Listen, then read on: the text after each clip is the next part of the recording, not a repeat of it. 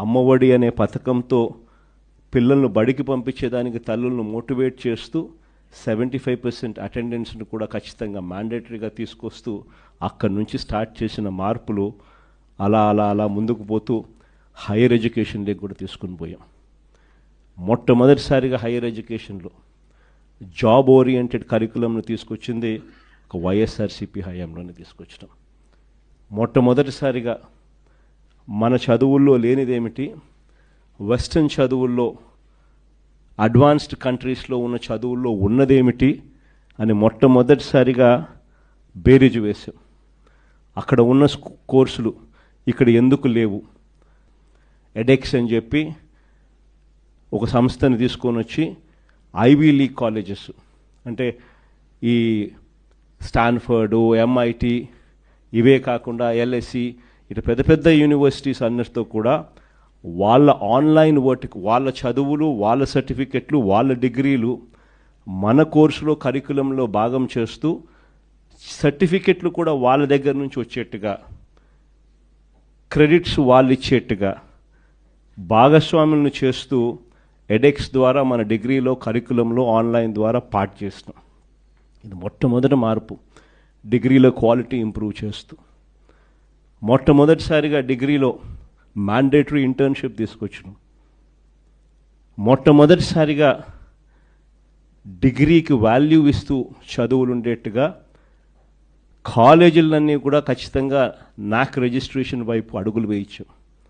మనం రాకమునుపు ఎన్ని కాలేజీలు తెలుసా నాక్ రిజిస్ట్రేషన్ ఉండేది? 257 కాలేజీలు 2019 నాటికి నాక్ రిజిస్ట్రేషన్లో ఉంటే, మనం వచ్చిన తర్వాత నాక్ రిజిస్ట్రేషన్ కాలేజీలు 2024 ఫిబ్రవరి నాటికల్లా 437 కాలేజీలకు తీసుకొని పోయినాం.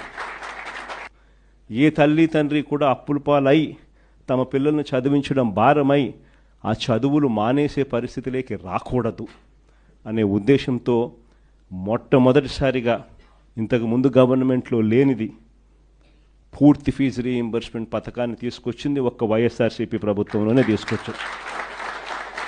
దీనికోసం ఏకంగా 12,000 కోట్ల రూపాయలు ఉట్టి ఫీజు రీయింబర్స్మెంట్ పథకంలో మనం పెట్టిన ఖర్చు కేవలం విద్యా దీవెన అన్న ఒకే ఒక పథకం మీద 12,609 కోట్లు ఖర్చు చేసినాం.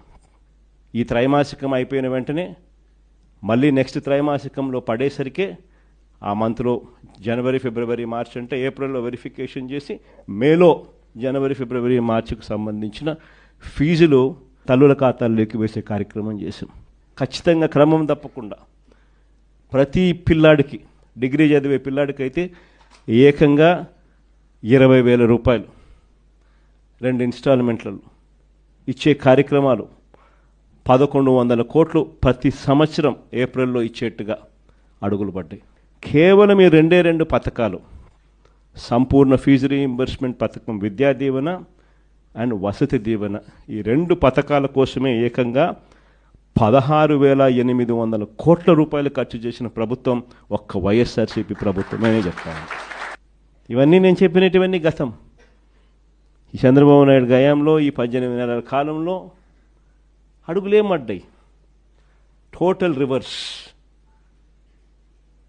స్కూళ్ళ దగ్గర నుంచి మొదలెడితే నాడు నేడు ఆగిపోయింది, ఇంగ్లీష్ మీడియం ఆగిపోయింది, టోఫుల్ క్లాసులు ఎత్తేసినారు, సబ్జెక్ట్ టీచర్ కాన్సెప్ట్ గాలికి ఎగిరిపోయింది, 8వ తరగతి పిల్లలకు ట్యాబులు ఇచ్చేది మానేసినారు. గోరుముద్ద అన్నది అసలు ఈ పొద్దు క్వాలిటీ లేని తిండిగా తయారైపోయింది. సరే, ఒకవైపున స్కూళ్ళు నాశనం అయిపోయాయి అన్నది ఒక్క నిమిషం పక్కన పెడితే, హైయర్ ఎడ్యుకేషన్కి వచ్చేసరికి పరిస్థితి ఏమిటి అని చూస్తే, ఈరోజు పిల్లలు చదవకూడదు, చదివితే వీళ్ళు ఎక్కడ గొప్పవాళ్ళు అవుతారేమో అనే బాధ చంద్రబాబు నాయుడులో ఎక్కువగా అనిపిస్తూ ఉంది. మొట్టమొదటి ప్రభుత్వం, ఈ ప్రభుత్వం వచ్చిన తర్వాత సెప్టెంబర్ 30 దాకా 7 క్వార్టర్స్ ఫీజు రీయింబర్స్మెంట్ బకాయిలే.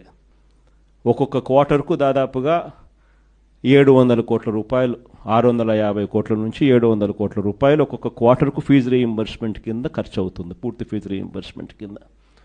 ఉజ్జాయింపుగా 7 క్వార్టర్స్కు ఇంటూ 700 అంటే 4,900 కోట్లు. ఇచ్చింది ఈ ప్రభుత్వం కేవలం 700 కోట్లు. అంటే 4,200 కోట్లు డ్యూస్ ఉట్టి ఫీజు రీయింబర్స్మెంట్ మీద. ఈ డిసెంబర్కి వస్తే మరో 700 కోట్లు యాడ్ అవుతుంది. వసతి దీవెన కింద ఏప్రిల్ 2024 1,100 కోట్లు, ఏప్రిల్ 2025 మరో 1,100 కోట్లు, మరో 2,200 కోట్లు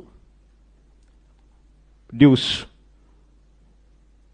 అంటే అదొక 4,000, ఇదొక 2,200, 6,200 కోట్లు పిల్లలకు చంద్రబాబు నాయుడు ఇవ్వాల్సింది ఇవ్వకపోవడంతో ఈరోజు పిల్లలు చదువులు మానేస్తూ ఉన్న పరిస్థితి, సర్టిఫికెట్లు రాని పరిస్థితి, తల్లిదండ్రులు గట్టిగా అడగలేని పరిస్థితిలో పిల్లలు ఉండరు. పిల్లల చదువుల కోసం తల్లిదండ్రులు అప్పులు చేస్తూ ఉన్న పరిస్థితి ఈరోజు రాష్ట్రంలో కనిపిస్తూ ఉంది. 6,200 కోట్ల రూపాయలు ఫీజు రీయింబర్స్మెంటు, వసతి దీవెన, విద్యా దీవెన కింద ఈరోజు బకాయిలు.